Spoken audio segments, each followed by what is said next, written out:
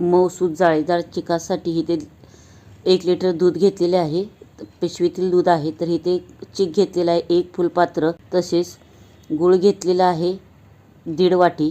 तर इथे बारीक चिरलेला गुळच वापरणे, जेणेकरून लवकर तो दुधामध्ये विरघळला जाईल. तसेच सुंठ पावडर घेतलेली आहे 2 चमचे.